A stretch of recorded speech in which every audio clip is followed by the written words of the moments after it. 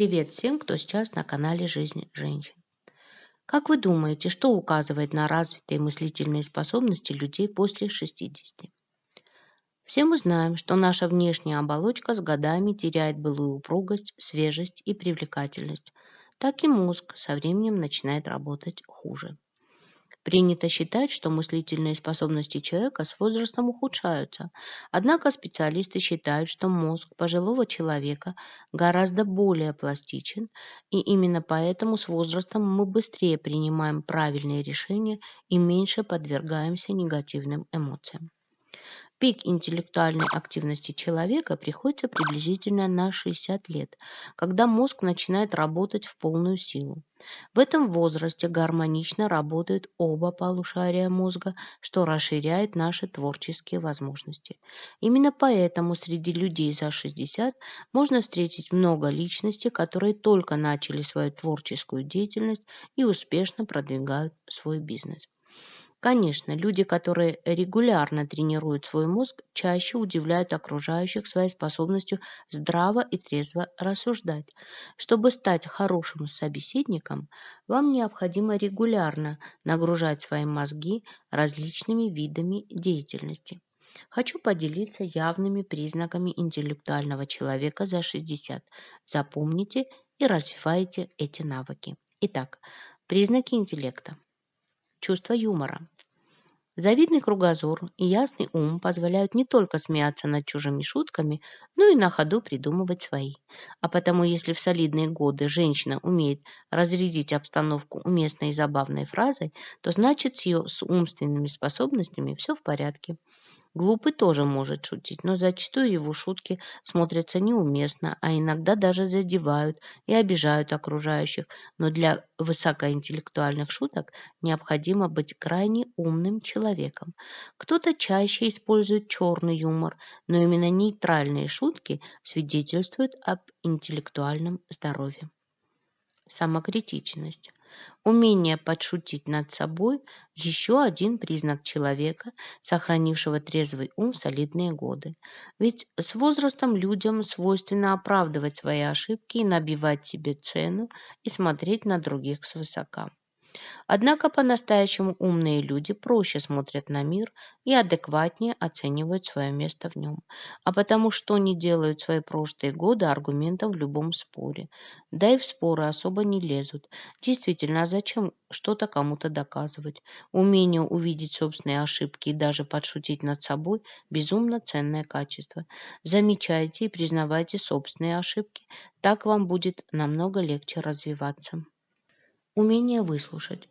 Кажется, что женщины после 60 любят больше всего на свете разговаривать.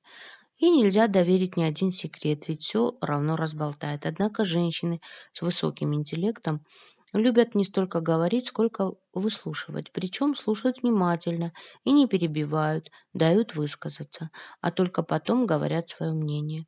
В результате их слова кажутся еще весомее. Слова собеседника намного ценнее, если он действительно разбирается в вопросе. Внимательно слушая, вы начнете быстрее разбираться в людях и станете желанным собеседником. Сарказм. Отреагировать иронично и метко, а также понимать подобные высказывания могут только люди с незаурядным интеллектом. Порой хороший сарказм допускает даже употребление крепких словечек, которые в хорошем обществе не принято произносить. Но в речи действительно умного человека они уместны и даже необходимы. Также искусство сарказма помогает ставить высокомерных людей на место. Беседа с такими людьми – удовольствие. Сразу понимаешь, что у этого человека есть чему поучиться. Его интересно слушать, у него хочется спросить совет. Ведь к врожденному уму добавляются и жизненный опыт с мудростью, и правильное отношение к жизни. Заметна разница, когда сравниваешь такого человека с тем, кто давно перестал заниматься собой. С тем, кому потребление информации перед тем же телевизором интереснее любых книг и важнее работа над собой. Развитие когнитивных способностей у пожилых. Есть отдельные способности, которые не ухудшаются и даже растут в рамках возрастных границ, например, владение словарным запасом. Это ваше знание лексики, родного языка, количество слов, которые вы используете, легкость, с которой вы находите нужное слово. По результатам исследования профессора Тимоти Сальтхауса, словарный запас стабилизируется в возрасте около 60 лет и на высоком уровне продолжает расти. Психологи выделяют две устойчивые формы когнитивной способности – флюидный, текучий интеллект и структурный, кристаллизованный интеллект. Текучий интеллект отвечает за ваше осмысленное реагирование в самых разных ситуациях, за быстрое вспоминание нужного слова, за точную формулировку, за обнаружение цитаты, за эффективное решение несложных головоломок. Способности флюидного интеллекта действительно угасают с возрастом.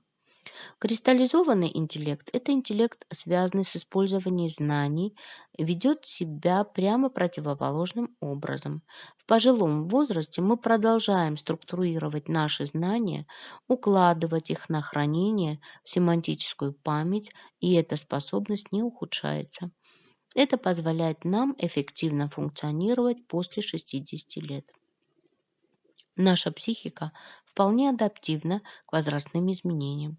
В итоге пожилой человек оказывается менее способен к быстрым реакциям, но зато более способен к принятию взвешенных решений. Известно много случаев, когда люди делали крупные открытия, тем самым демонстрировали высокий уровень когнитивных способностей в пожилом возрасте. Хрестоматийным примером является Гёте, который опубликовал свою теорию цвета в 82 года. Тимоти Сальтхаус обнаружил, что пенсионеры очень любят разгадывать кроссворды, так что вы можете стать профессионалом в разгадывании кроссвордов, даже если начнете после 60 лет. Эта способность у вас будет не просто сохраняться на высоком уровне, но и расти. Пенсионеры, которые регулярно разгадывают кроссворды, делают это намного лучше молодых, что с точки зрения нормального когнитивного функционирования кажется странным. Когнитивные способности связаны не только с функционированием тела и мозга, но и с определенным образом жизни, когда необходимо быть в форме, чувствовать себя нужным и тратить свои силы на интересные и полезные для вас вещи. Пенсионеры в нашей стране не должны доживать свою жизнь.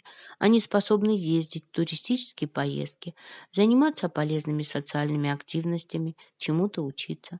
В этом отношении люди, живущие в нашей стране, уступают пенсионерам в развитых западных странах.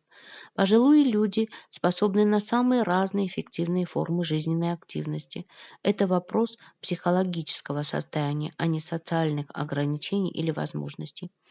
Надеюсь, что наши пенсионеры начнут жить другой жизнью, начнут использовать свои когнитивные способности для активной и интересной жизни.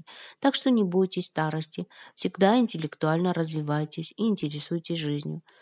Поделитесь, пожалуйста, своим мнением в комментариях и не забудьте подписаться на канал «Жизнь женщин», где вы найдете много полезной и интересной информации. Благодарю вас всех за лайки, репосты и отзывы. До новых выпусков. Пока-пока.